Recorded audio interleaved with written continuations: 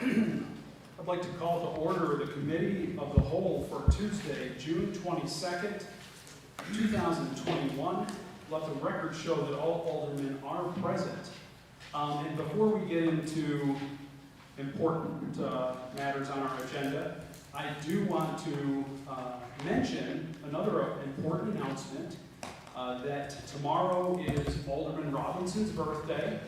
It's a milestone. He received today a balloon for every decade, so I'll let you guys do your own math. And I would also like to present him with, I don't have the power to present him with a key to the city, that would be the mayor, but I went and I found the strongest reading glasses that I could possibly find. I understand that eyesight starts to slip at your age, but I would like to present Alderman Robinson with these reading glasses.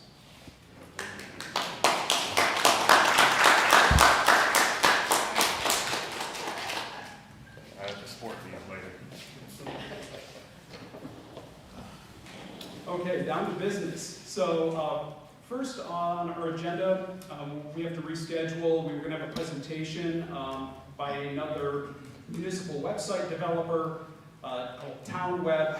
Unfortunately, they canceled, so we've got to reschedule that. So let's just jump right to, we've got PL 39-21 by Mayor Olean to authorize the mayor to sign and submit an application to the U.S. Department of Transportation through the Rebuilding America Infrastructure with Sustainability and Equity, or RAISE, discretionary grant program for the Connecting Communities, a multimodal vision for West State Street, Olean, New York project. That's a mouthful.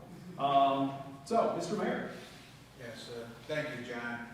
We have with us tonight, we have Bob Ring, Carrie Gerber, and Jeff Bell, who are going to be doing the presentation on this project.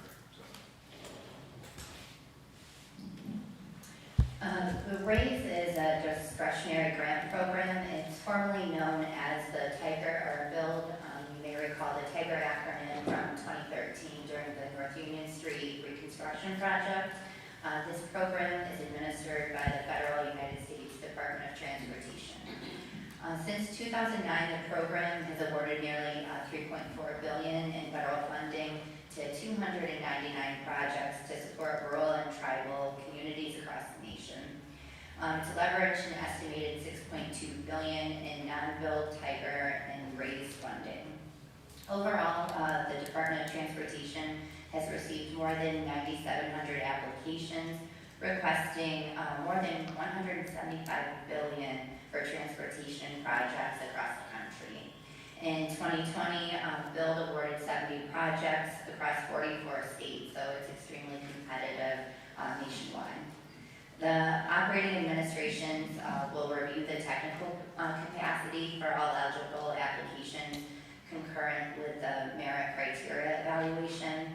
And what the merit criteria evaluation consists of is for safety, environmental sustainability, quality of life, economic competitiveness, state of good repair, partnership, and innovation. Under the fiscal year 2021 Appropriations Act, the department must make awards by November 22nd of 2021. And the department will post the awards to the RAISE grant website. They won't notify the municipalities, so we'll have to keep checking back to see if we were awarded by November 22nd. Now, the application deadline is September 30th of 2024. That's the date by which a RAISE grant award recipient must have signed and executed the grant agreement in place with the DOT. And after receiving the necessary environmental approvals, that execution of the contract then obligates the RAISE grant funding. The expenditure deadline for the project would be September 30th of 2029, and that's the date by which all of RAISE grant funding must be expended. The RAISE program enables DOT to use a rigorous merit-based process to select projects with exceptional benefits, explore ways to deliver projects faster and save on construction costs, and make needed investments in our nation's infrastructure. You may know that there's a revised resolution that was submitted under this. We plan to apply for up to $20 million. The $6.5 million that was originally in there was my error. The maximum application cap is set at $25 million per project. And it is fully funded through that source. I'm going to walk you all through some of the design concepts. And we're really excited about this project. In 2017, we got $1.6 million through the Downtown Revitalization Initiative to improve the intersections from State Street, State and Union down to 7th and State. And at the time, one of the main ideas of the DRI was really to get community buy-in to build it into something that could be a bigger project. And we think we've taken what was a really good project into something that could be really great and really visionary, and try to meet the criteria that Carrie described in the grant application with the innovation and with the environmentally friendly and connectivity of the project. So I'm going to start with the 11 by 17 kind of side by side with the PowerPoint presentation that says City of Olean on it. And with those two side by side, it really gives you a good sense of the cross-section of the project. And it starts at State and Union intersection, the roundabout, and it ends at the townhouses at St. Bonaventure. So this is a connective project through 3 different communities. We've worked to get buy-in from all those communities and met with them and talked with them about the viability of the project. They're excited about it. With the main work, if you see on the right in our downtown, again, that Union Street to 7th Street work, where the cross-section that you see with a median, the 2-way protected bike lane as one of the main features of the road. So that cross-section really leads us down to 11th Street. It converts from a sidewalk and a 2-way protected bike lane, and it converts to a shared use path all the way down to Bonaventure. Some of the amenities on the projects, again, with kind of innovation in the future in mind, environmental improvement, electrical vehicle charging stations, some of the things you can see on the first slide, seating areas with benches, trailheads at say 20th and State Street, places where people want to stop, and there's placemaking in mind. They want to stop there, they want to be there, and it's really the way I like to describe building a trails as an experience. It's an experience to drive down that street, and it's going to really bring people to the community, and from outside, but also from the areas outside the Bonaventure and other economic drivers. So turning to the second page, one of the other key concepts of the project, at least from the design perspective, and really, again, doing something really amazing and really great is kind of putting this on the map. You can see this is a state trail map. It started with really the Empire State Trail. That was this huge venture that the state did, but there aren't any trails shown in Olean, and I think a project like this and the work that we've done, trying to connect Salamanca and Allegheny and Olean and Portville, and I know Carrie's done a lot of legwork with the Allegheny Recreation Plan with those communities. We can be a tourist center. It can be a driver in that way and get us on this map. So the bullets really are the cross sections again, the 2-way cycle track followed by the side path and locations of trailheads that are proposed, at least in the application. Past precedents. So North Union Street, there's a lot of, I think, mixed feelings about North Union Street, but we feel like it's been a huge success. It's been safer than what was there. We've had a 400% increase in bike and pedestrian traffic along that corridor. And even with a 400% increase, there's been fewer collisions between vehicles and pedestrians or vehicles and bikes. So obviously the volume is way higher, and it's still safer than it was in previous years. Same thing with vehicle collisions, there's less. There's a handful less, but there's significantly less injuries because injuries happen at high speeds. And what we've done is we've slowed vehicles down, And as advertised, the project, it was a great safety increase, right? I mean, people getting hurt in vehicle crashes, but also being hit crossing the road and so on and so forth. Turning to the next page, typical minor intersection. This is really a concept, so maybe like a 10% completed plan. So we wanted to keep it somewhat generic in that the treatments at intersections wouldn't be labeled, and some of the challenges wouldn't be considered yet, although we feel that this cross-section is very viable and very positive from a traffic flow perspective. When we look at feasibility of the minor intersections, feasibility of some of the roundabouts that were proposed, we know that they'll fit, and that's about it right now. We haven't done traffic studies, we haven't done a lot of the legwork that would be done in engineering design. So we're showing them in the concept plan, we're proposing them in the application, and again, for innovation, we know that they're safer, but again, it's kind of generic, or it's kind of just a proposal at this point. So keep that in mind when we get to questions. But this would allow for truck turning movement, this would allow for car turning movements at all minor intersections. And on the next page, same thing, a potential mini roundabout at an intersection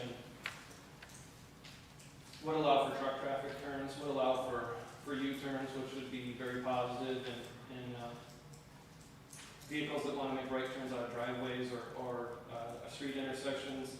From state is really, because of high speeds and high volumes, it's really comprehensively our most dangerous road, right? There's more accidents on that stretch of road than there is on any other one in Olean. That used to be designated by North Union Street. So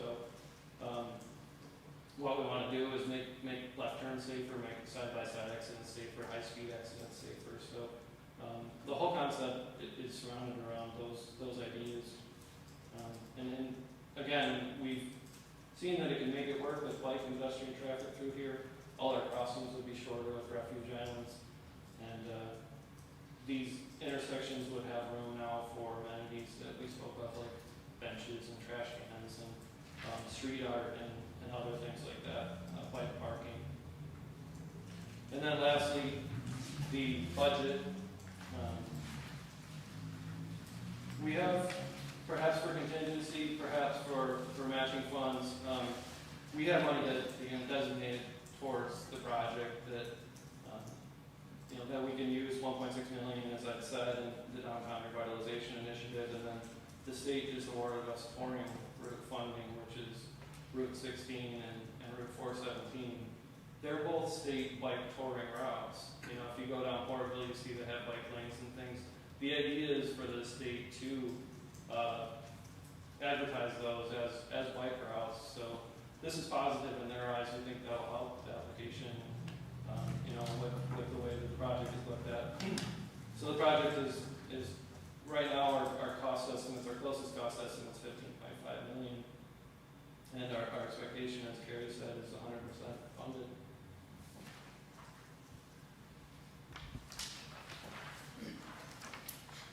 Okay, so at this time, I would ask if any of the aldermen have any follow-up questions or comments for either Carrie or Bob.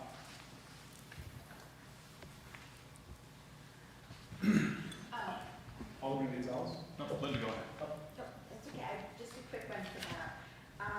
The bike lanes, will they be in the future more connected to other streets like Washington? And I know I talked to you about Main Street, Front Street, some of the other streets. So people, say on Main Street, will find a way to get uptown. Will they be connected?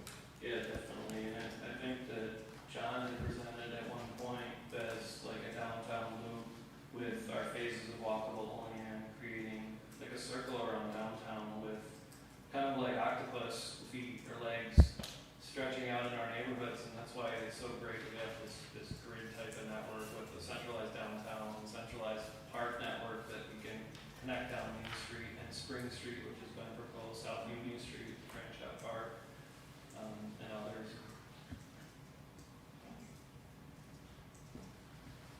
I'd like to say that I'm extremely excited about this potential project. I think that this is the dream, right? This would be a bigger impact, I think, to our community than the North Union Street project would be or was. It's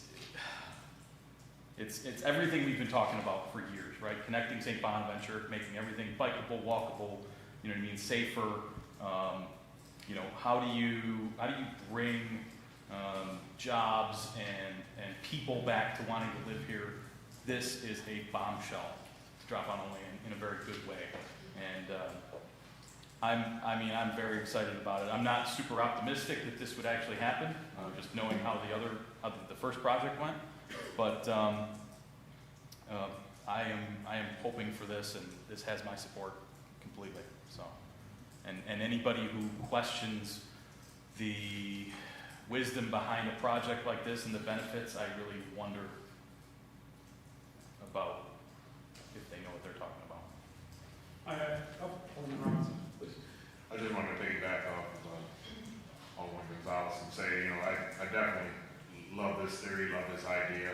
I think it would be beneficial to the city of Olean if we could make this happen. I too back this, and I feel like this is a long time coming for an area that calls itself a city. You know, this right here epitomizes what a city is. So I definitely would like to see this happen. You know, Paul literally took the words out of my mouth as Carrie was talking and Bob was presenting. I wrote down, you know, the concept of bringing people, visitors, and potential residents to the area.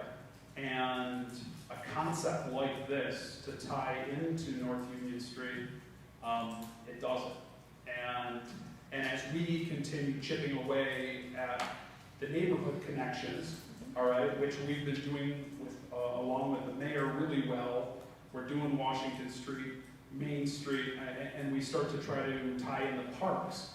It all starts to flow together, and this is really would seal that for us. You know, I'm not going to get down into the weeds right now and say, geez, I count how many roundabouts and this, that, and the other thing, because there are pros and cons, and we know the benefits of roundabouts from a safety perspective. But I guess that's a question that I would have is, as this is being presented, what pie in the sky as we get awarded, okay, maybe not this year, maybe not next year, but we get awarded a project like this, at what, because I wasn't here for the first North Union Street project, is there some ability to negotiate or discuss, you know, well, maybe 6 roundabouts, too many for West State Street, maybe it's 3, whatever. Right? Can you talk a little bit about that, or is it just like, take it or leave it? Any? I can explain that one. So back in 13, when we had applied, there's various things, especially with it being federal dollars, there is a huge public participation. And that will be reviewed, there will be, you know, design charrettes, and everyone's time is valuable, and there's different ways to do public outreach now, whether it's an online survey. There will be so much community input. We'll be going out, we'll have the task force again, and another thing with the federal DOT, there has to be various reviews. There, and all the engineering that will go into it. I mean, they'll have quite a say, but so will the community as a whole. Thank you, Carrie. I appreciate that. Was there a comment? Yeah, I just wanted to say I am totally thrilled about it. I think it's a great concept for Olean, and I think it just shows, you know, we're looking to the future. And I think I was talking to someone about, you know, we were talking about the scooters, and they said, well, what about e-bikes? So people are already starting to look past. And I think one of the things, I think it was this past year when Paul suggested putting the bike rack and the repair and everything on our trail. This will tie into our trail, and it'll just make it such a boost to the quality of life for the young people here in Olean. So I 100% support it, and fingers crossed. People didn't think we'd get the last Tiger grant, and we did. Great. So as John said, I wasn't here either in 2013, but for North Union Street, you had a study. People actually, a majority of the people actually approve these roundabouts that are on North Union Street. To begin with, no. Every place the roundabout has been constructed, there's been about 70% opposition and 30% in favor of. Roughly, before the roundabout exists and then after it exists, there's about 70% approval and about 30% ambivalence. Almost no real opposition. So it's hard to sell a roundabout and it's impossible to remove one because once people have them, they won't let them go. But they're always a little bit of a tricky sell. Now, one thing that's interesting about this West State project is that between 2013 with North Union and now, the Federal Highway Administration has become a strident advocate of what is called the fully traversable mini roundabout. I first saw these in Queenstown in New Zealand, and Queenstown's economy is based on two pillars, logging and tourism. And logging trucks and tourists don't mix. And so they had a real problem with safety in their downtown. So they took out all the traffic lights and they replaced them with mini traversable roundabouts. So the trucks go right over the middle of them, but the cars go around them. And the pedestrians get a safe place to stand in the splitter island, and they calm traffic. And they're very resilient. And the tourists, Queenstown is mostly skiing, so they have a lot of snow and ice and power outages due to severe weather. And so that was where I first saw these at work. And now here in the United States, you see them more and more. So I think, technically, West State Street is the perfect place for many traversable roundabouts. It has, all the criteria that the Federal Highway Administration is looking for. A really high volume through traffic and very light traffic at the crossings, particularly low truck turn movements. And, problem with safety, a problem with neighborhoods gaining access to West State. I live on South Second, so now we go north, we used to go south. It still is actually difficult to get onto State Street, so I go down the Fourth and enter at the light. So this will make it easier, to merge for neighborhood access to State Street. So I think it'll work. I'd like to say one other thing. I think a project like this is going to require a council and a mayor with some pretty significant courage to try to stick their necks out and push forward on a project like this with community feedback, but knowing that it's going to be very unpopular with some people, no matter what. It cost Linda her job last time we did this, right? And Bill has had a ton of ribbon cuttings and celebrations in his term, thanks to the work that Linda did. No offense to Bill or anybody like that, but this is going to take a lot of guts on the council's part to push this forward. And I'm willing to do it. But you need to ask yourselves, is this something that you're willing to stick your neck out on? And I have to say it was worth it. Absolutely. It was.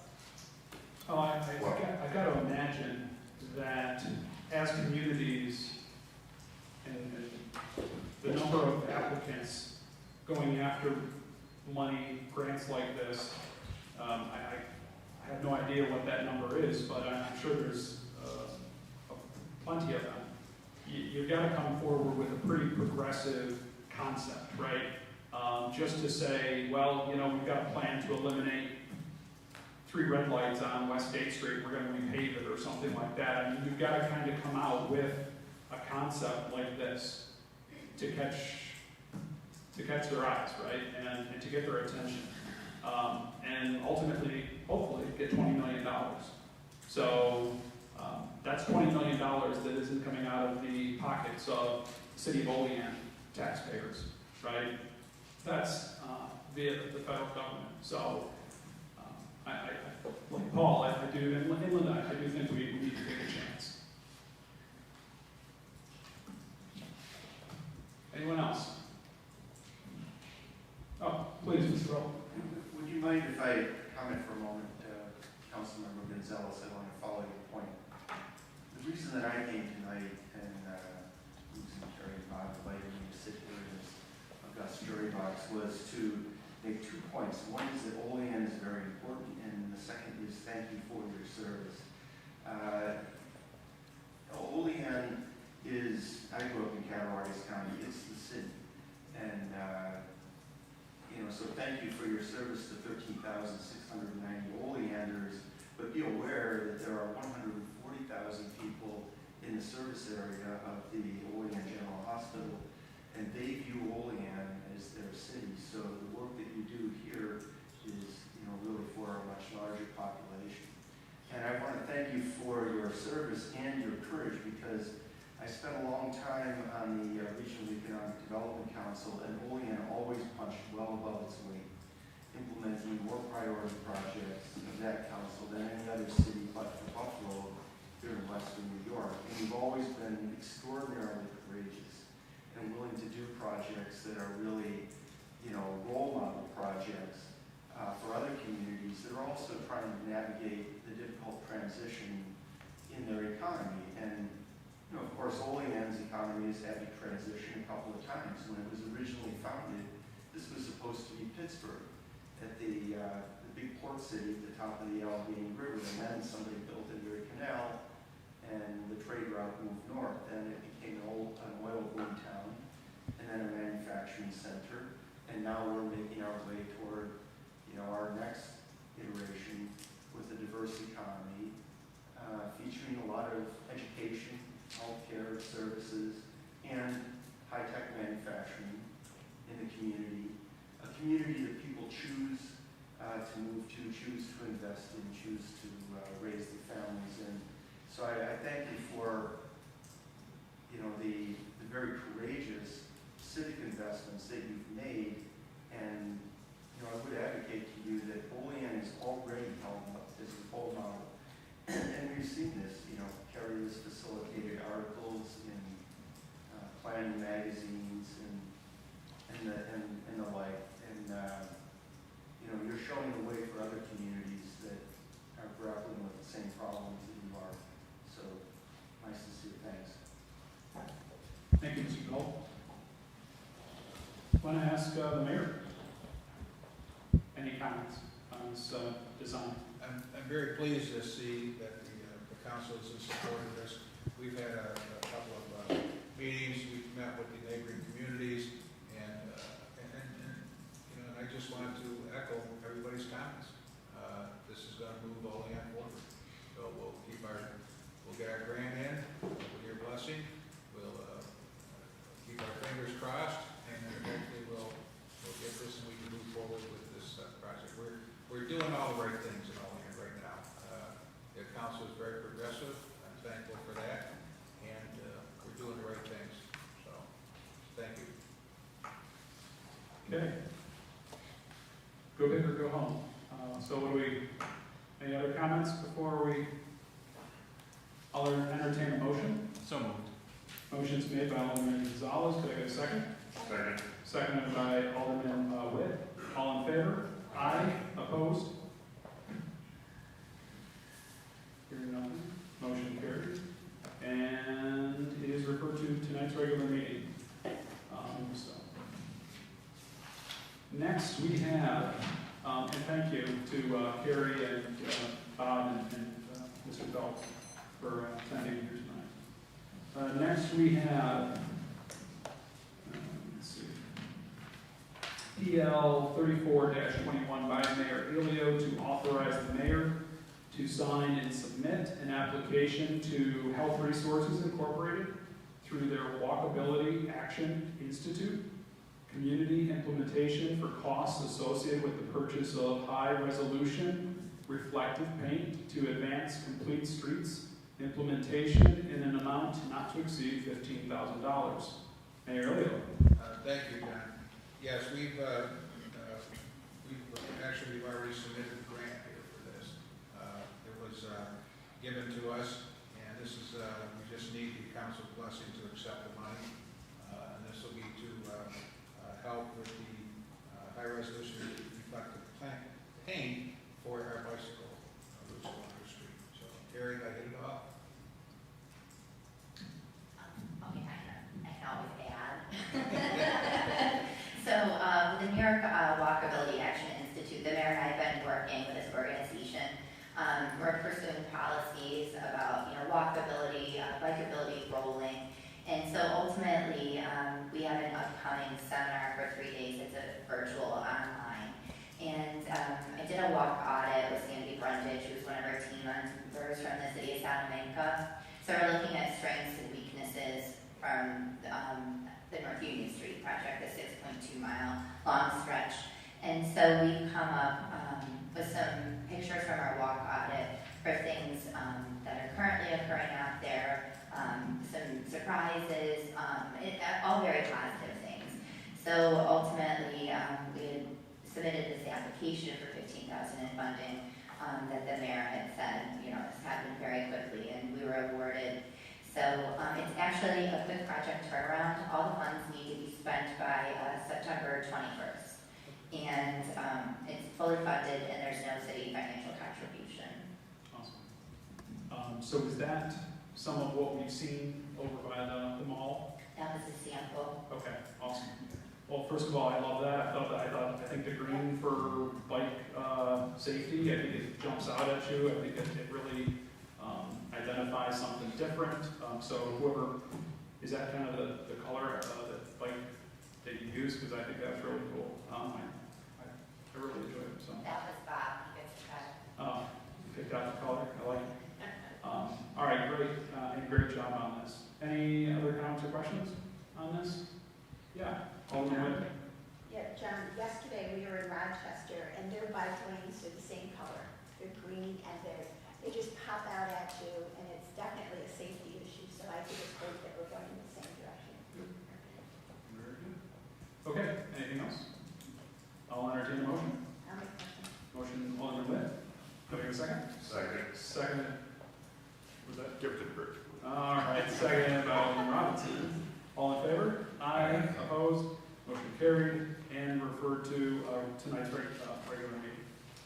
Next, we have PL 36-21 by Alderman Anastasia to authorize the transfer of $20,000 from sewer fund balance to the sewer fund line item 8120.412 for costs associated with drainage work in the vicinity of, and it should read 623 North Union Street. So that is need a correction there. So I'll turn it over to Alderman Anastasia. Thanks, John.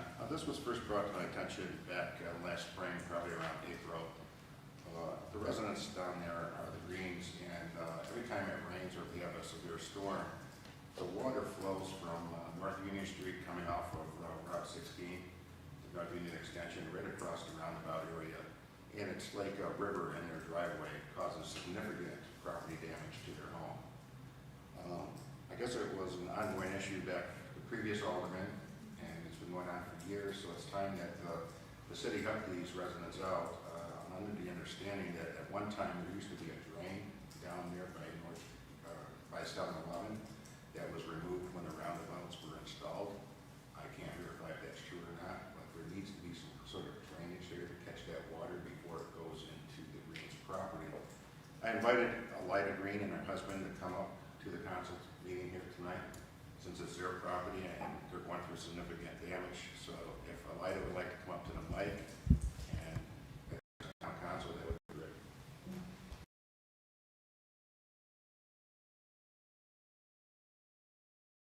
So we purchased our home in 2014, and I'm born and raised in Olean.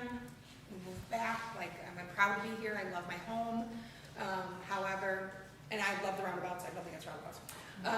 But when the roundabout went in, there used to be a huge drain at the 7-Eleven entrance.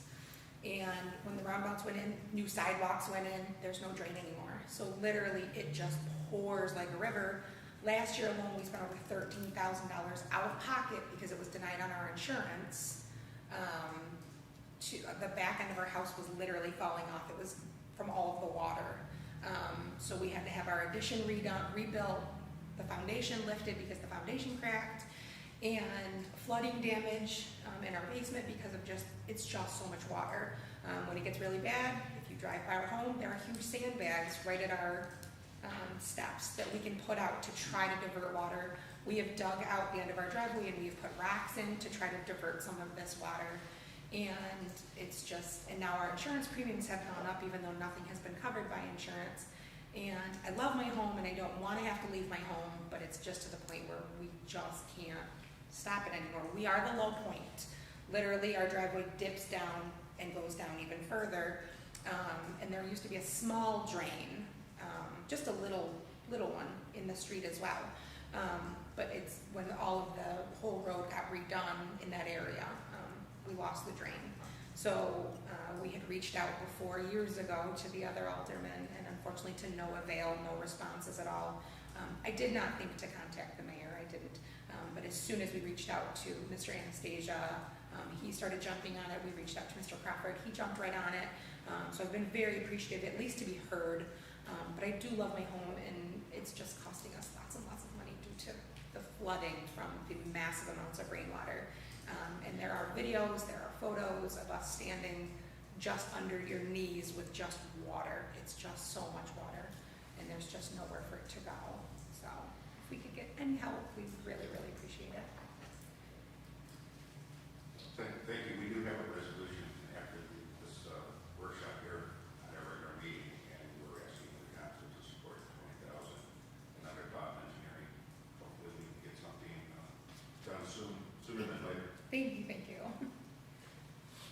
Okay, thank you.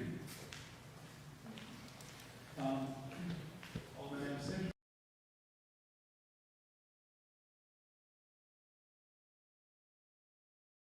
To talk to Director Ring. So $20,000. I went and looked at the site today, the location, and I did take some pictures. I'm trying to wrap my head around what it is that we can do to improve the situation. So I wondered if maybe Director Ring could talk about what the plan is if this were to be passed. Sure, I can give a little bit of background. The mayor and Brad Camp and I had met with the property owner and took a look at it after it had rained and got a lay of the land. And then, David requested that we come up with a plan, and the mayor had backed that. So what we determined is that the nearest storm sewer to the area is down at First Street, because there is a catch basin at the roundabout. It was replaced in kind during the project, so there's still a drainage basin there, but their property is too low to get to it. So what we have to do is, like I said, go to First Street, which is a couple hundred feet away. So the price tag is fairly high because we need to go through sidewalks and driveway aprons and curbing just to get over to the nearest catch basin. There isn't storm sewer in front of their house, unfortunately. If there was, we would ask the property owner just to install some kind of drain and then tie into our storm sewer. So this is a bit above and beyond that work. It's a tough call because it is a lot of cost to improve a single property and to put a catch basin on private property, which we wouldn't typically do. But hearing from the property owner, we do have a plan and it would fix their issues, I believe. I just wanted to add, sorry, that we have every intention, if a drain does get put in, to put in the drain from the back of our property to help as well. We just have nowhere to put any of that excess water, but absolutely, like you said, we have every intention of, if that drain goes there, being able to, we'll put in our own line as well as our contractor was willing to come back because it's still sinking, is willing to come back and redo the foundation again, but he said he just can't come back till you know, the water issue gets stopped, but we have every intention of working alongside as well to try to remedy this too, so. And I suppose other property owners could tie into the storm sewer as well, that all those properties sit below the road, and that's why the water sits there, so it's possible other properties could use the storm sewer, to connect to. Right. So, a follow-up to that, it looks like if there's 4 or 5 houses on that side of the street, they're all sit below the road. And,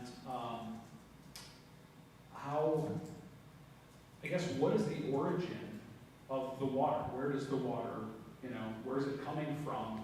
Because if I just heard what you said, if I heard correctly, you're talking about putting in a drain on their property. That it seems like we're catching the water at the end. Should we be thinking about where the water is originating from? It's not just coming down the street. The video I saw, it looks like it's coming more from the 7-Eleven area downward. And if what she said was there used to be a large drain in front of 7-Eleven, I know you're the engineer. I'm just saying it seems like we're addressing the end of the problem and not the root cause. I don't know. That's my 2 cents. Yeah. Thank you. Back in 2010, when I came into office, we had this issue too, and that was long before the roundabouts. And it was from 7-Eleven. There was a drain there, but it still didn't catch it all. We still had water issues at those homes. And they used to put the sand, and this is before they owned the home, they would put sandbags out, and people came and complained. So there's something at 7-Eleven, either the way it's banked, so it goes directly into the driveway, but it's been there for years, and it does originate at 7-Eleven. Yeah, and, I had our engineering team work on this project, and I reviewed it just last week, and I noticed a similar thing, and that was kind of why my email originated in that way. And I spoke to Ryan Reed today, and he thinks there may be some nuisance water coming from 7-Eleven, and that is something that the 7-Eleven can be cited for.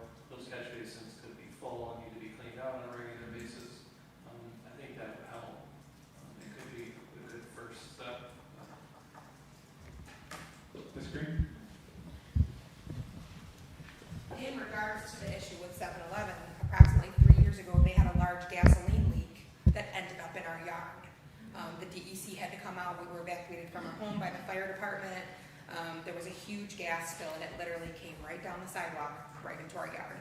We have photos. The DEC came out, and they had to and the fire department put some sort of almost like a mulch material all over our entire property to soak up this gas spill. So I definitely agree that there's something coming from 7-Eleven, absolutely. So I'm trying to remember. I think Alderman Anastasia shared a video. Were you the one that sent the video, Dave? my husband and I sent all the videos and photos. And it seemed like that water was really just pouring from that end. We have videos of it. You can watch it coming down 16 through the round, and it literally comes right around the roundabout and just right where our driveway is, it drops. It's a straight drop. And it literally just comes and whooshes right into, it just follows down, but it comes from roundabout into like the 7-Eleven area and then just shoots down.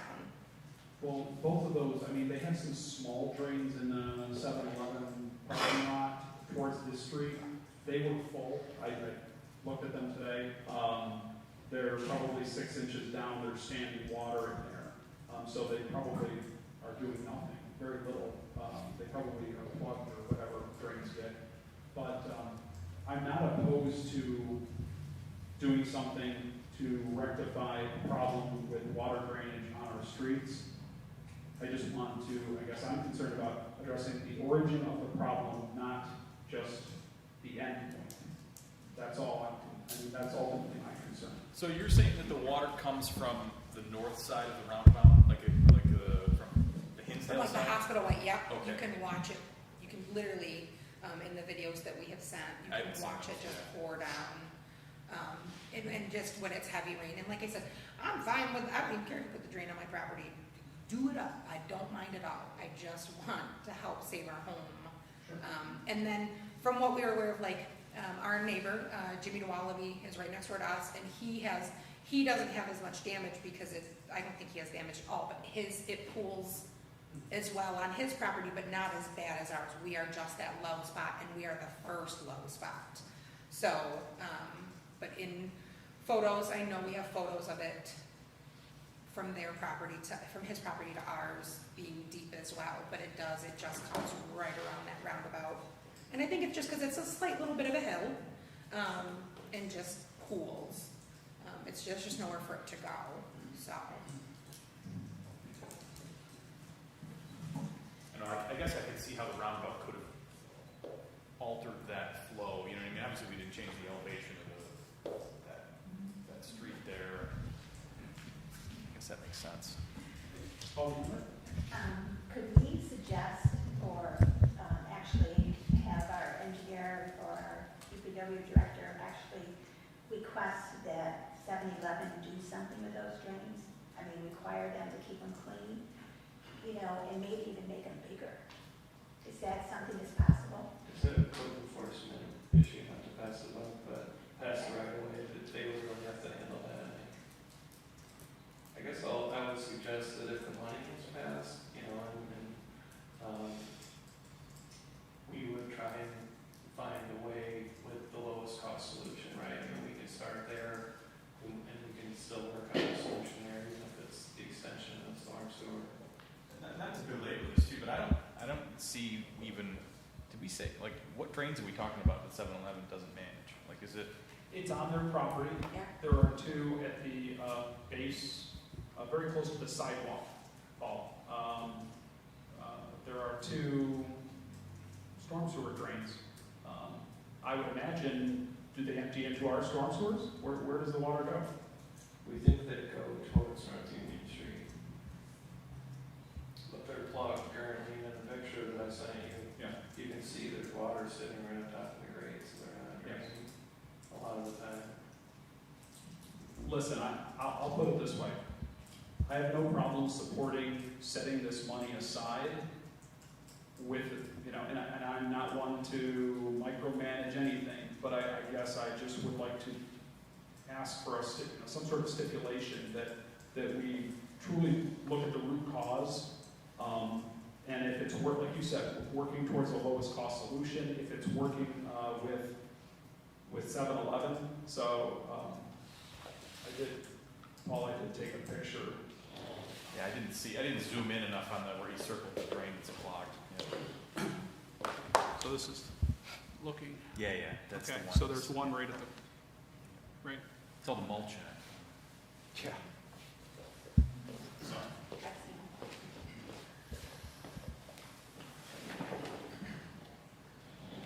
Anybody else? All the rounds.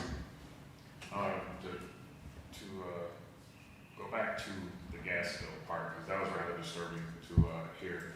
If we have a situation where there's a gas leak at that particular store, and that is going to run downhill into these neighbors' property, isn't that something that should be addressed? That maybe would force them to put in some type of catch basin or drains that would force them to upgrade or update? I'm not 100% sure with the code on like a gas site, but they should have an oil separator, which I assume is a requirement. That they should be a place that collects water and separates the oil and be cleaned out of that. I mean, because when you think about country fairs parking lots, both of them, they both are flat, and they both they kind of downgrade into slopes where if there was a spill, it's contained in that area.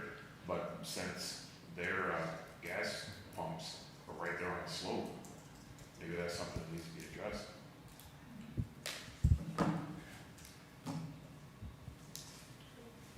Anything else? I like the idea of appropriating the money and then digging a little deeper into the root cause.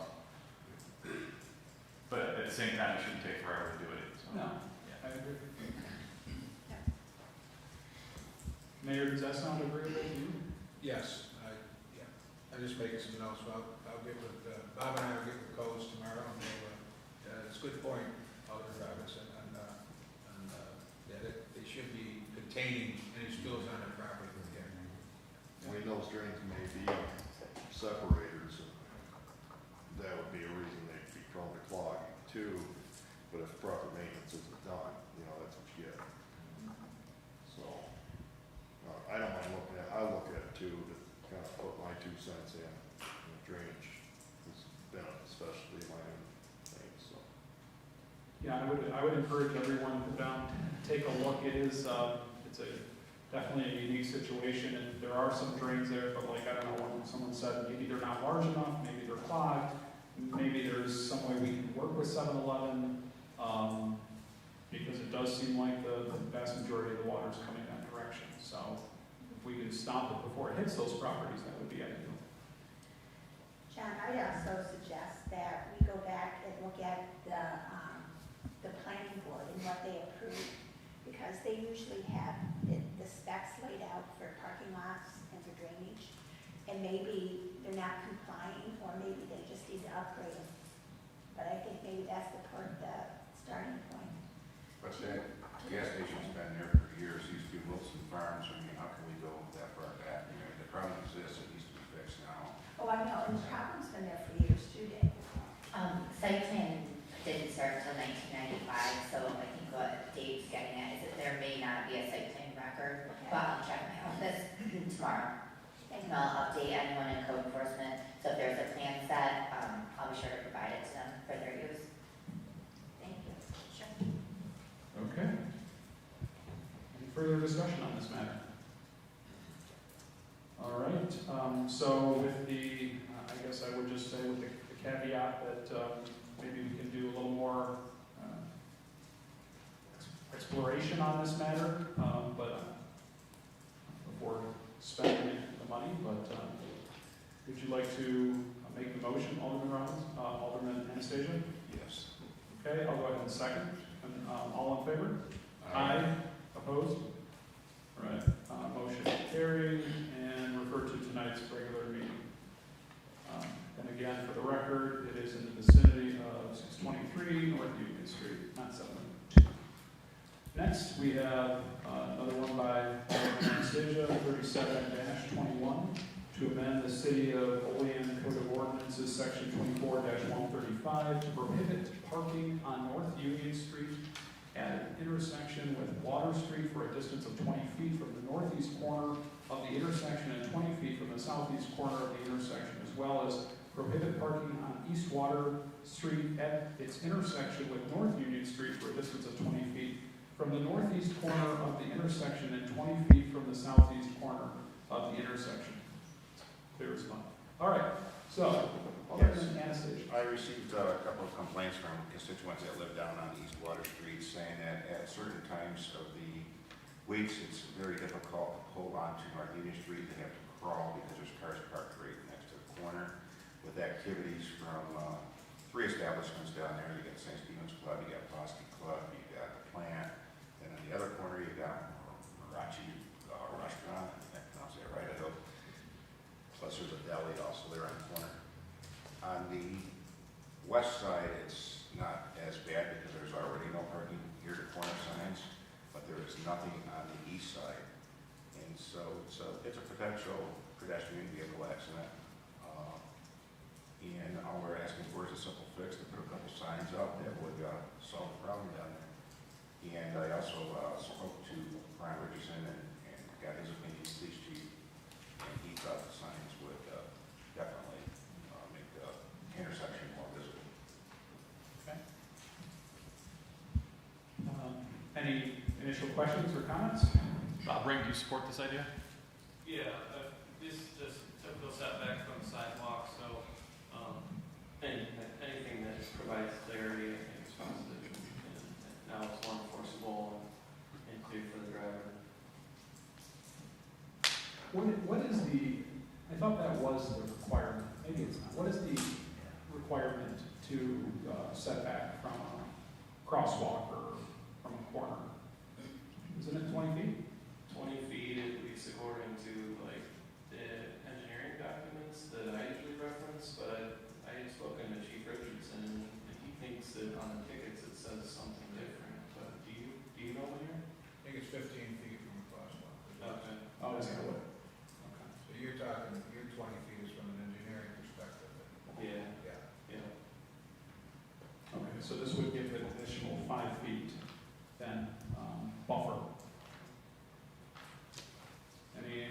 questions? Seeing none, Alderman Anastasia, would you like to sponsor this? Sure. Could I get a second? Second. Second by Alderman Witt, all in favor? Aye. Opposed? Motion carried and referred to tonight's regular meeting. Oh, I apologize, that's going to be referred to the regular meeting Tuesday, July 13th, 2021, for resolution, as there needs to be publication. Okay. Seeing nothing else for the committee of the whole, I'll make a motion to adjourn. Could I get a second? So second. Second by Alderman Gonzalez, all in favor? Aye. Opposed? Adjourned.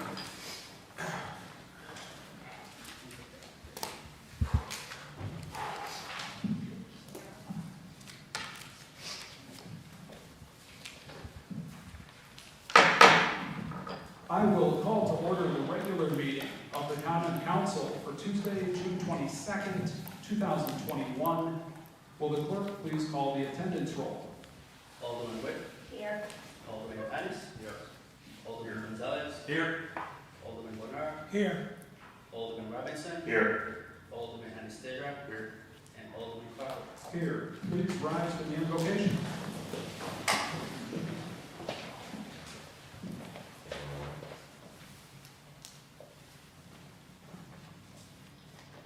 Heavenly Father, we come to you asking for your guidance, wisdom, and support as we begin this meeting. Help us to engage in meaningful discussion. Allow us to grow closer as a group and nurture the bond of this community. In your name we pray. Amen. Amen. I pledge allegiance to the flag of the United States of America and to the republic for which it stands, one nation, under God, indivisible, with liberty and justice for all.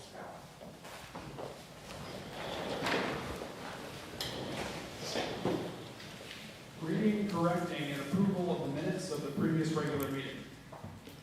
The regular meeting of the Olean County Council was held on Tuesday, June 8, 2021 at 7 p.m. Present, Alderman Crawford, Alderman Witt, Alderman Panis, Alderman Gonzalez, Alderman Bernard, Alderman Robinson, and Alderman Anastasia. I'll make a motion to approve the minutes of the previous regular meeting. Could I get a second, please? Sorry. Second by Alderman Anastasia, all in favor? Aye. Opposed? Motion carried. Committee reports and unfinished council business, We have none. and communications from the mayor. Thank you, John. We have two proclamations, one for a special proclamation for Juneteenth and a special proclamation for Pride. Lance? Whereas the Regiment of Union General Gordon Granger landed in Culbertson, Texas on June 19, 1865. The general first order of business was to deliver General Order Number 3, which read in part, "The people of Texas are informed that in accordance with the proclamation from the Executive of the United States of America, all slaves are free." Whereas the words of this order brought both shock and jubilation to the now former slaves, and the celebration of their freedom commenced. Whereas the celebration continued annually, June 19th was called Juneteenth. Whereas the mission of African American Center of Cultural Development in Olean is to value, promote, and integrate the rich, diverse history and culture of the Southern region of New York State through a celebration of the talents, lives, and history of the African Americans in the region. Whereas the African American Center for Cultural Development annually celebrates Juneteenth in the city of Olean. This year, because of COVID-19 pandemic, the center is sponsored a drive-through event to commemorate the holiday. Therefore, I, William J. Elliott, Mayor of the city of Olean, do hereby proclaim today, Tuesday, June 22nd, 2021, as Juneteenth in the city of Olean, New York, and urge all Olean citizens to learn more about Juneteenth and its significance in African American history and in the heritage of our great nation. And we have Ellen Moore here that I'd like to present this proclamation to.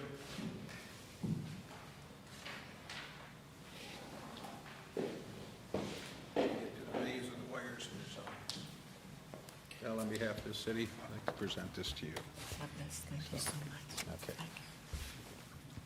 Thank you so much. Thank you, everybody. Thank you. Thank you, Ms. Moore. Congratulations.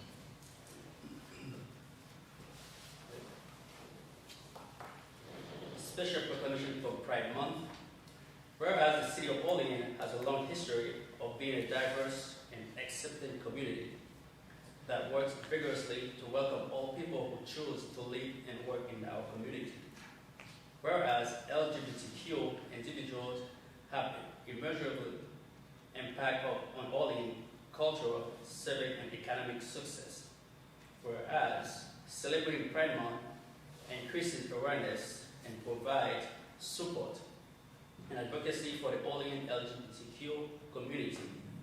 And it is the opportunity to strengthen alliances, build acceptance, and advance equal rights.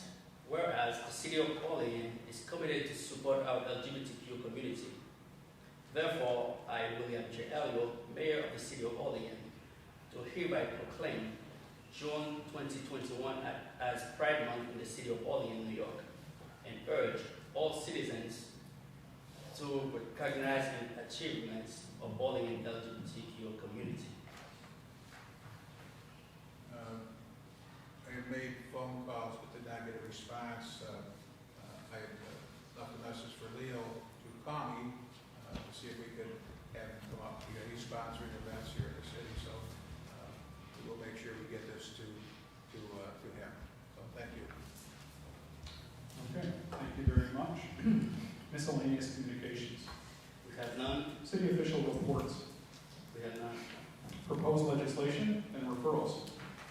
PL 34-21, Mayor Elliott, referred to Committee of the Whole Tuesday, June 22nd, 2021 by Council President. PL 35-21 by Mayor Elliott, referred to regular meeting Tuesday, June 22nd, 2021 for resolution by Council President. PL 36-21 by Alderman Anastasia, referred to Committee of the Whole Tuesday, June 22nd, 2021 by Council President.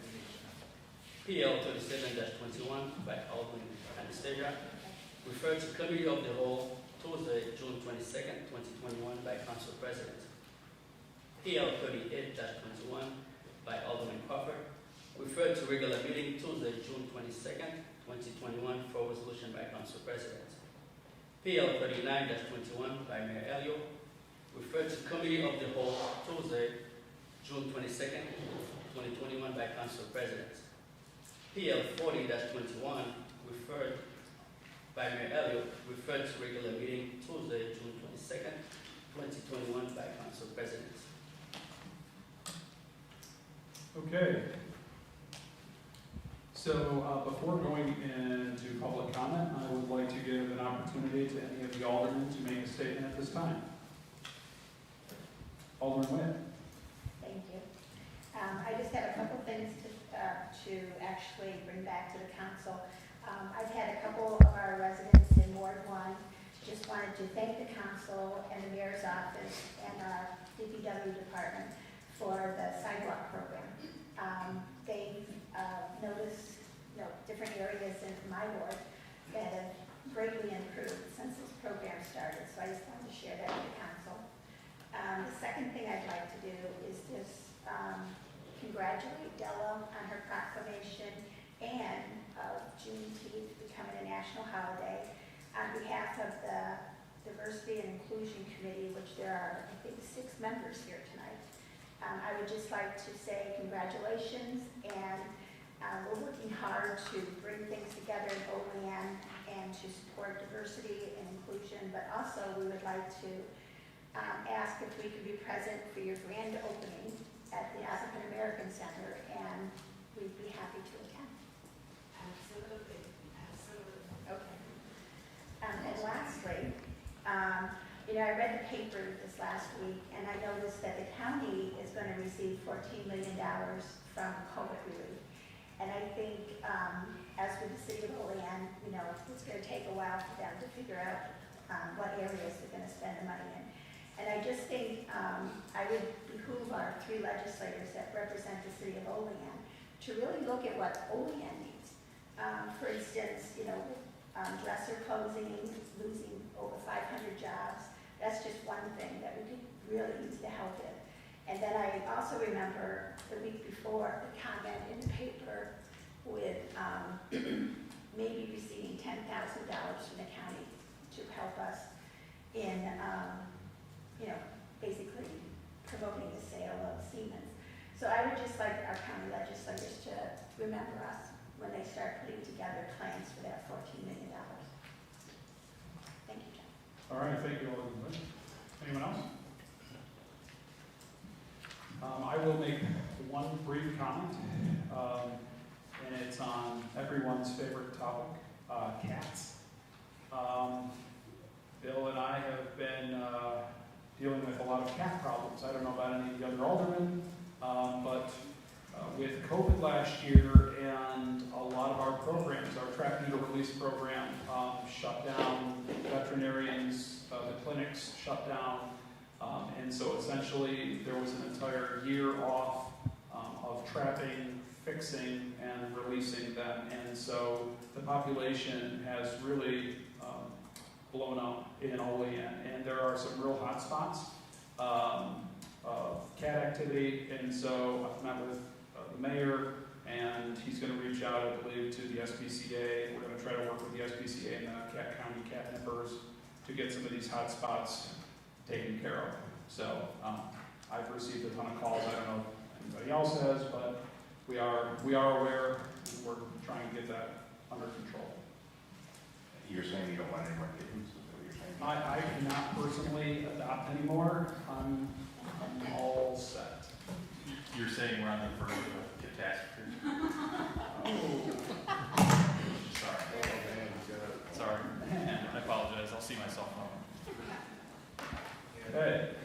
The mayor's office is awful, by receiving calls daily about the cat, so we're in the process now of setting up a meeting with the SPCA to see what we can do there to help. Cat nippers are back at it, but it's been a slow go.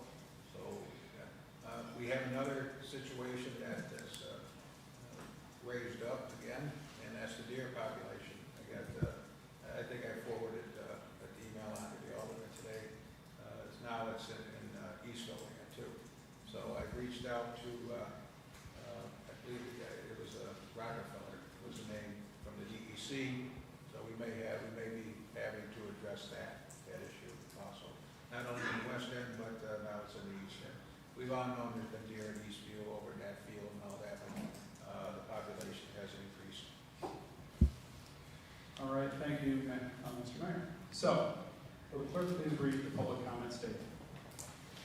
The public comment portion of the Common Council regular meeting is established to provide members of the committee with the opportunity to publicly state their views, pose their concerns, or to provide input pertaining to any issue affecting city government. Additionally, the mayor, common council members, and city department heads encourage any person with questions to contact them at their offices. Okay, at this time I will open public comment. I will invite residents to approach the podium, state your name and address. You will have 5 minutes.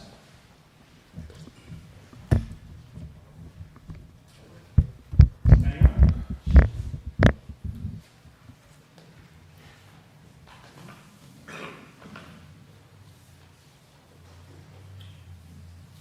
Gary Harvey, excuse me, Gary Harvey, 408 East State, floor 2, here in Olean. I want to start with a quote from an individual. An individual had said a month or so ago, 2 men look out of prison bars, one sees mud, and the other sees stars. And that's a very easy thing to say when you're the one dictating the perspective. We started tonight and we start discussing the plan and how progressive we are. We received the praise of how progressive we are as a city and the courage that we have. And I agree. I think that it's an outstanding plan. I think it's an outstanding opportunity. I think obviously as you get into the weeds, there's obviously details you have to work at. But as we progress that, we talk about Olean being progressive and Olean doing the right things and Olean being where it needs to be, yet we're archaic in our approach.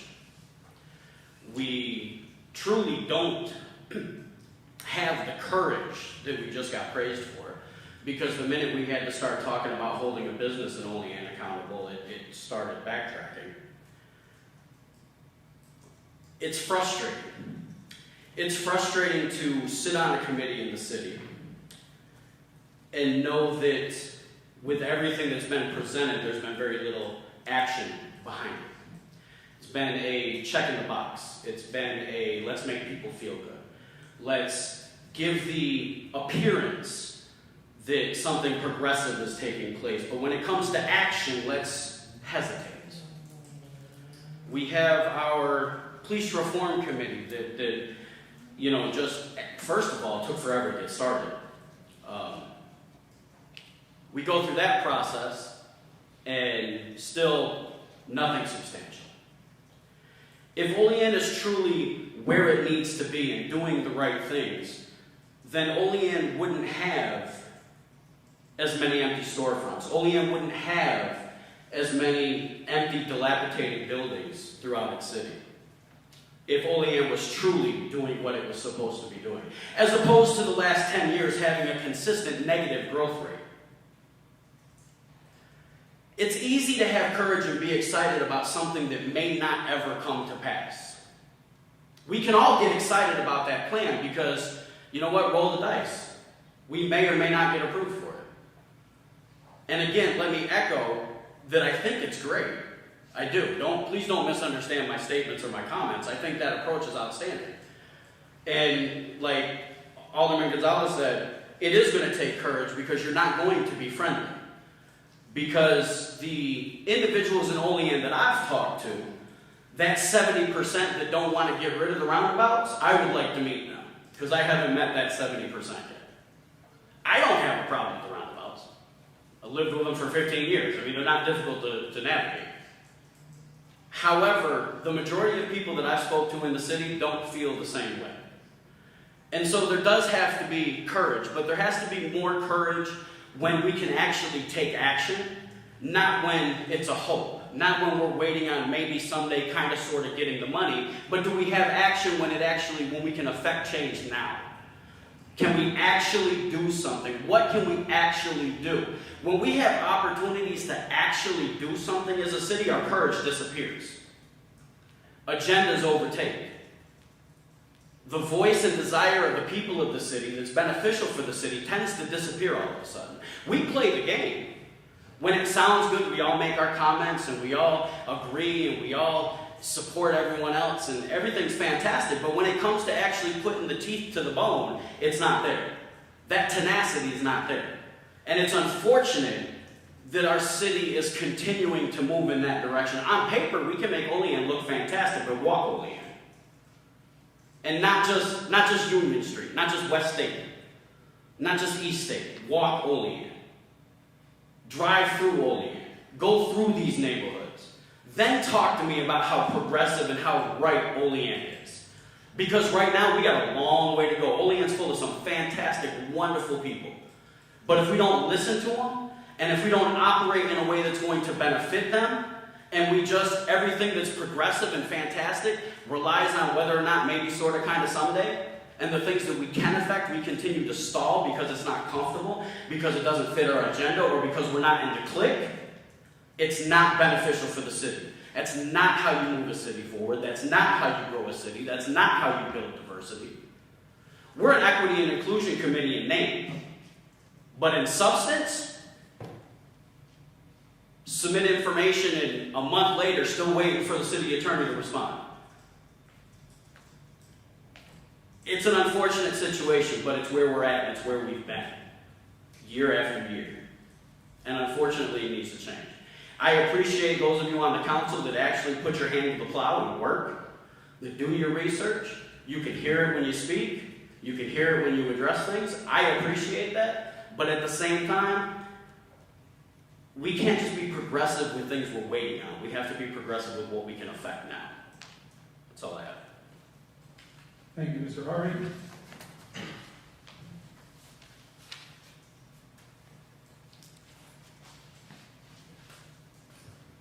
Good evening, everybody. I thought it was kind of ironic that people were speaking about courage myself. Because every time I look at the council, I see lack of courage. I see nobody up here standing up for the people. I'm sorry, Mr. Moore, just your name and address for the record, please. My name is Anonymous, and my address is Anonymous. I live in Olean. Close to 3 months ago, it was stated by a member of the council that the council should be well informed of the OCPOC, the Olean Civilian Police Oversight Committee, being that they had to vote on it. Understanding the gravity of this public safety issue, I invited you all to sit at a meeting creating the OCPOC.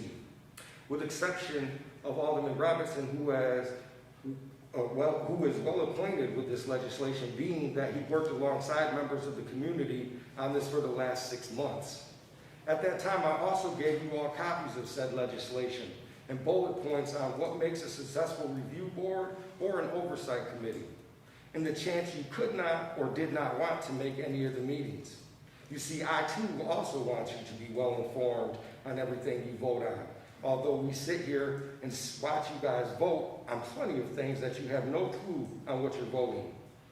But now that the city attorney has had it close to over a month, which is more than enough time for him to look over it, and none of you decided to attend any of the meetings or ask anyone any questions concerning the legislation, it leaves one to believe that you all are well informed and ready to proceed on implementing this.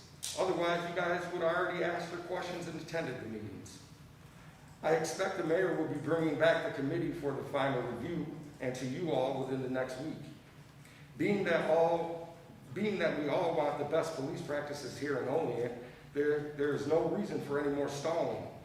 Public safety should always be a priority. Continuing to procrastinate on this matter is a disservice to not only our community, but our police department. How can we expect them to be the best when we don't provide them with the best police practices and policies? How is it that on a public safety issue such as this, we have no leadership out of the council? Again, with the exception of Mr. Robinson. Not once have you all shown any concern, asked how it was coming along, nothing. Acted like it wasn't even happening. Anyone can steer the ship when the sea is calm. Leaders are made during a storm. It has been said that people make history, not the other way around. Where is the leadership when there is no leadership in society? Society stands still. Progress occurs when courageous, skillful leaders seize the opportunity to change for the better. Now, after hearing those words, ask yourself, why is Olean in a standstill, or worse, in a major decline? It's time to lead us, follow us, or move out of our way. What you are not going to do is suppress our voices anymore. The city has been playing games, or what you all call politics, with us for over a year now, anticipating the day we get discouraged and give up. Because no one likes change except babies. Change is hard. But as you can see, that's not happening. You know why? Because what you forgot is change is inevitable. The question is, will you rise to usher it in for the good for the people, or will you continue to cower behind politics?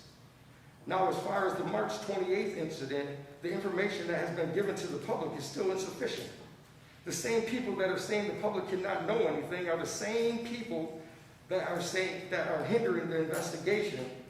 They are the same people that continue to taint the jury pool every time they put the narrative out there on them girls. You all should be asking the same questions. You all should want to see the same video. The community already knew what the outcome would be, regardless of what really happened. I'm not saying the officer did or did not do anything wrong. What I'm saying is we don't know what happened. And that is only creating a bigger divide and distrust within the community. As leaders, if you don't have the answers for the people, then you should obtain them. Not standing on the sidelines playing helpless to the situation. Not saying it is or isn't, but if it looks like a duck, it walks like a duck, it's probably a cover-up. I mean, a duck. You guys have a good night. Anyone else? Danny Gate, 794 North Union Street. Really wasn't gonna say much tonight, but I think what I'm hearing the community talk about is communication and responsibility. Something everybody's got. Mr. Gonzalez, I appreciate what you said about the roundabouts. Not everybody's gonna like them. It cost somebody their job, but at the end of the day, it was the right move. Carrie and Bob, you guys do thankless work. The plans are good. The city would benefit from it. But the one thing we're gonna lack in this whole thing, if we get the grant, is transparency. Isn't that what we're talking about here tonight? Transparency. Let me walk you down the road of what happened in the last year. COVID did a beautiful thing for us. It allowed us to go online. It allowed people to participate. It allowed people to get involved in government who doesn't usually get involved. And then all of a sudden something happened. You guys had participation. You didn't like what you were hearing. All of a sudden, Police Reform Committee no longer on YouTube anymore. Diversity Committee no longer on YouTube anymore. People can't watch it. These common council meetings, can't comment on them online anymore. Nobody can call in. Nobody can do that anymore. Guess why? You didn't like what you were hearing. So it's one thing for us to talk about transparency. It's one thing for us to talk about ways for people to get involved and engage in the community. But guess what? When Mr. Robinson tried to engage the Police Reform Committee on what happened with the shooting with the police officer, he was immediately shut down and told that we have to go into executive session about something else. We ain't done. I'm not saying the police officer did anything right or anything wrong. But what I'm saying is, you can't talk about transparency and not release the tapes, right? So what we have is not a lack of leadership. What we have is not a lack of trust. It's a lack of transparency. The mayor comes to a rally and tells everybody to come to his office if we have a problem. Why do we need to go to his office? Whatever happened to an old-fashioned debate out here on the floor? Why does everything have to be signed, sealed, and delivered before it gets to the floor? Because that's what it is and that's what it looks like. There's no debate. We don't know where anybody stands on any of the issues because you're not allowed to talk about it. We have great department heads. They do the city great. They can come here and talk about what they're told to talk about. And that's it. Why can't we let them shine? Why can't we let them be who they are? See, when you run the city with a tight fist like that, and nobody's allowed to express anything, and everything has to come here with a pretty bow, and you guys aren't allowed to sit around the tables and discuss anything and debate anything, that doesn't breed transparency. Other thing I also found interesting, since I was down for a couple months of surgery, is the fact that we have these public comment sessions. We come up here and express something, and then somebody will make a statement at the end, and then they can say whatever they want. They're never corrected on it for another 2 weeks. That's awful convenient, isn't it? But yet when somebody wants to come up here and talk about a fence, we go into a question and answer session. Everybody goes over to 5 minutes, we go into a question and answer session, everything's good. But when we want to come up here and talk about real issues, remember, John, this isn't a question and answer session. But it's okay to suspend the rules for them and get into a whole debate. Isn't that a little hypocritical? That doesn't really breed a sense of wanting to work together and move this thing forward. And Ty's right. We all knew what the outcome of that investigation was going to be. We're not dumb. But you don't got to slander the girls in the process. I mean, nobody's up here talking about the same police officer that fired the shot, ran into a car at 2 o'clock in the morning, and we didn't sit here and talk about that when he was in uniform and with a police car. No one said nothing about that. I mean, pretty sure we don't want to get into a slandering game up here. There's a lot of skeletons in everybody's closet. We live in a small city. We all know what happens. So, transparency is key. And you're not going to be able to sell a project the size of what you guys talk about, you guys need the courage to sell, with the secrets and transparency that you guys have, that don't have. You took away all the transparency because you didn't like what you heard. Took it all away. And now tell everybody come to the meeting. Well, guess what? Who does that disenfranchise? People who work second shift, people who work third shift, people who aren't comfortable coming up here and speaking. Everybody else who you were getting feedback from, who you no longer get feedback from. minorities, poor people, you know, and everybody else in the community that doesn't have the ability to do this. You're disenfranchising the same people that you're sitting up here talking about that you want to protect. It's easy to sit in the seats and say you want to protect them until it's time to protect them and until it's time to hear what they have to say and give them the ability to hear what you have to say. Then it becomes a little bit more difficult. Transparency is lacking in the city. Not even lacking, non-existent. In the fact that every time somebody has an issue, it's always, hey, come see me in my office. Hey, call me on my phone. No, hey, how about we talk about it right here? So everybody knows where you stand. What happened to that? The only ones that are willing to talk about it right now that I can see are Mr. Robinson and Mr. Gonzalez in pants when he gets fired out. But there are only three who are willing to sit in this chamber and debate a little bit. Linda too sometimes. But I can't remember the last time there's been an honest debate in here about the issue. Anybody can tell me. Usually the votes are signed, sealed, and delivered before you even get in here. When was the last time there was an honest debate? Since the investigation of the police shooting's over. Hey, we should all know where you guys stand on that, right? Thank you, Mr. Gay. Anyone else? Anyone else? Anyone else? At this time, I will call the public comment closed. On to finance and bills.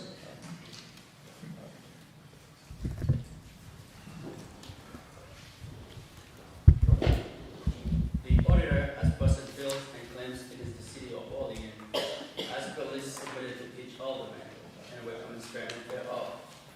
Whereas the auditor has presented to the common council bills and claims against the city of Olean totaling $3 million for the budget and recommends payment thereof.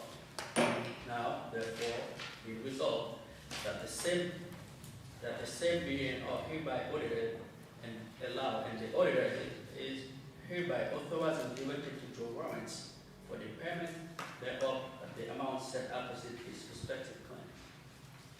Okay.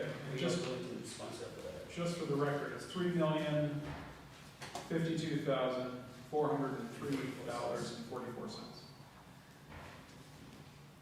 So, we all receive finance and bills. We've discussed this previously in committees. Are there any comments or questions?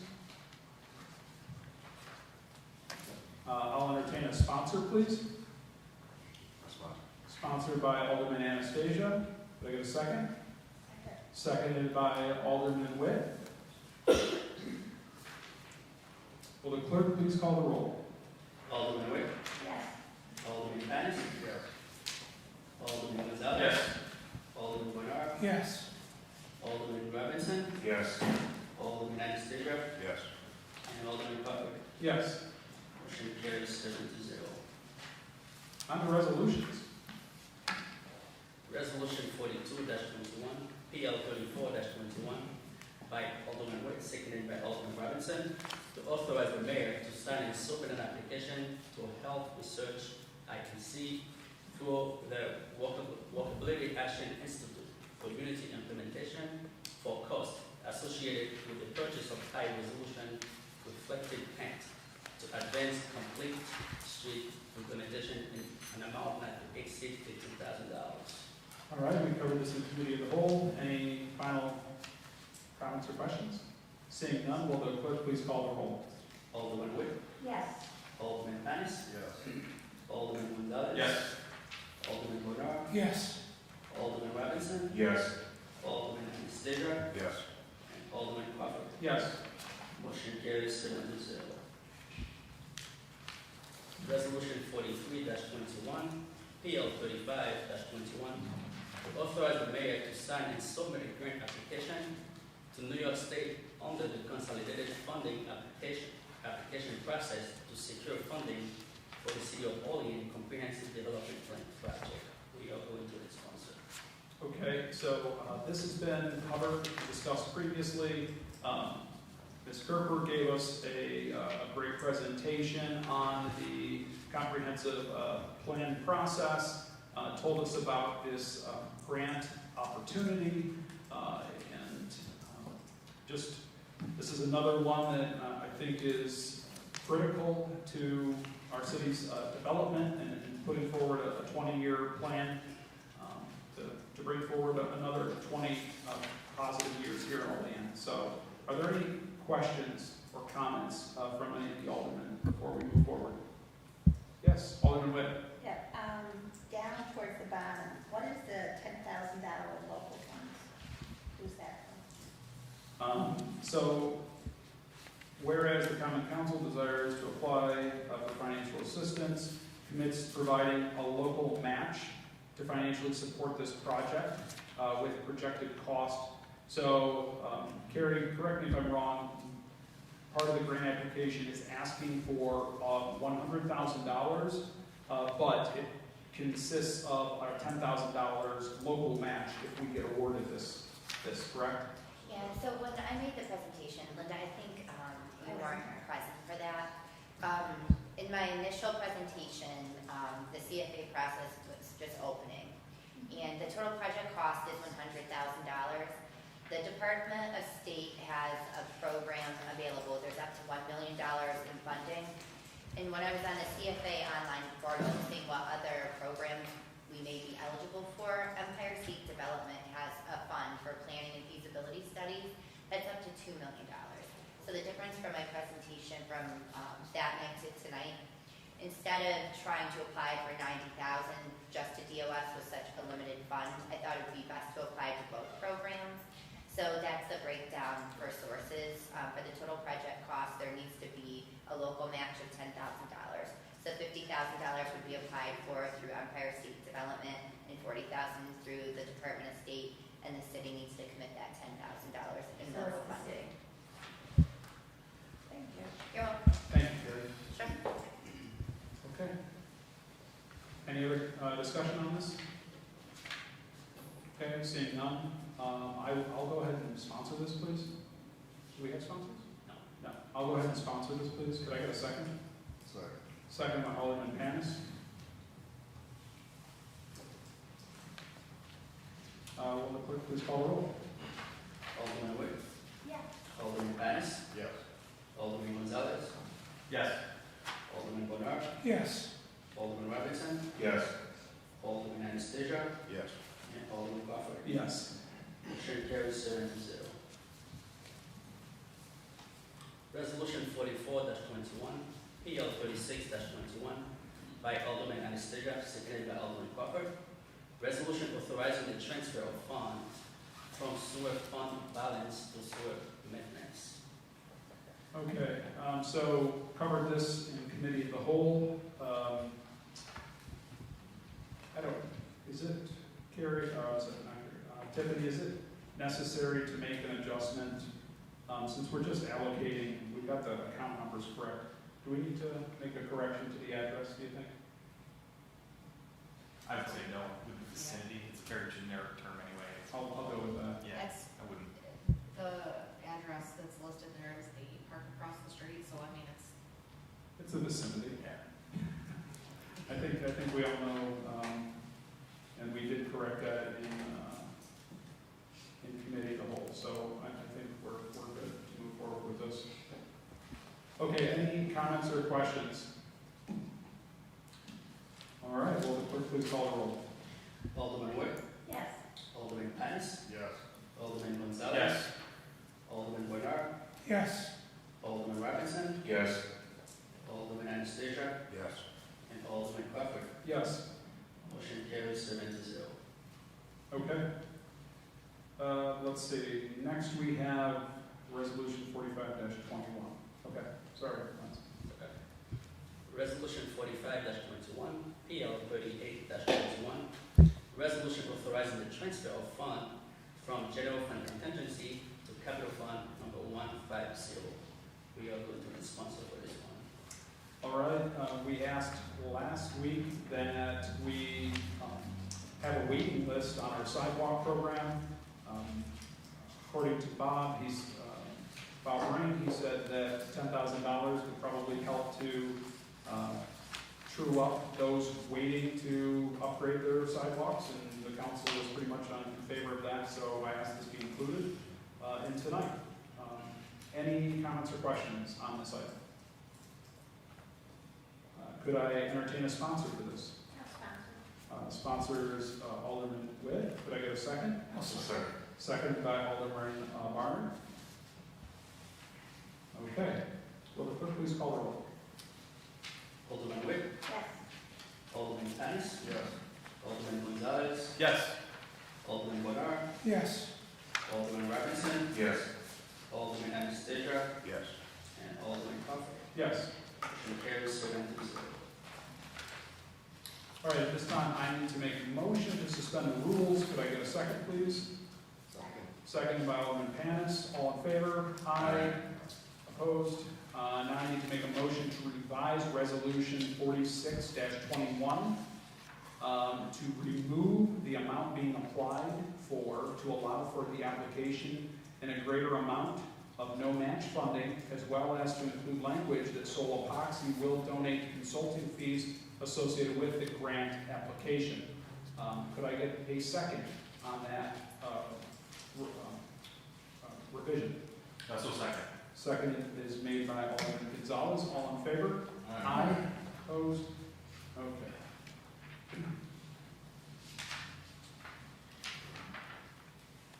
Go ahead.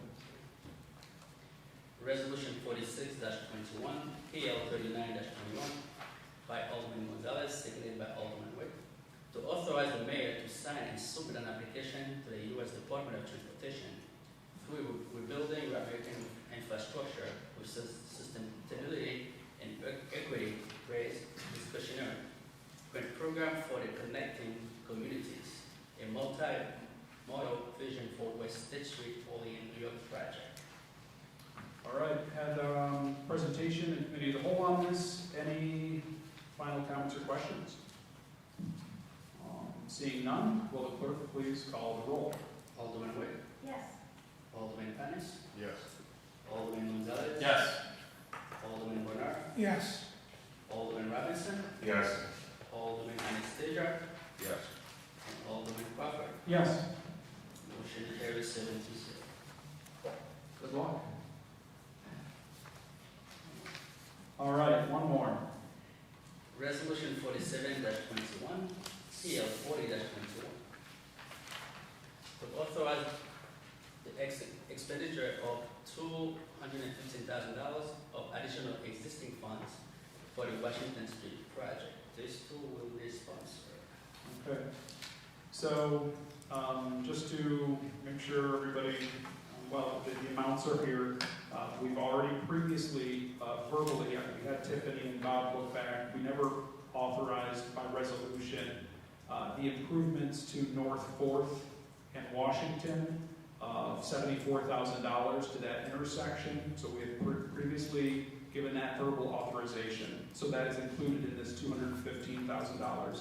And then in the remaining of that difference was presented last week by Director Ring in regards to upgrades to the Bike Boulevard upgrade to Washington Street, connecting down to 21st Street, dangerous tree removals, tree plantings, sidewalks repairs, so on and so forth. So essentially, just upgrades. We've invested heavily into Washington Street now, and this will help to take it the full distance there. So we do have $239,000 remaining. We don't have to go borrow more. We have funds that we've already previously approved, but it is unallocated. So this $215,000 would be tapping into that $239,000. Okay, so I just wanted to try to clarify that. Any comments or questions on this? I have one quick follow-up for Bob.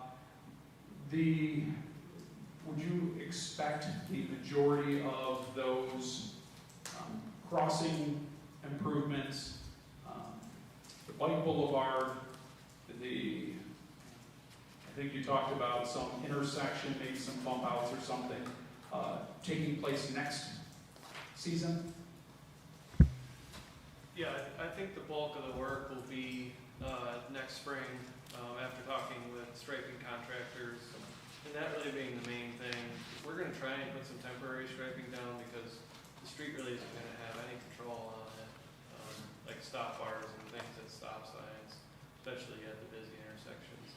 They're gonna start milling tomorrow, so we'll be paved by maybe the end of next week, but these other features, we'll have to wait, we'll have to work through which kind of signage we want to use there to designate like the bike route and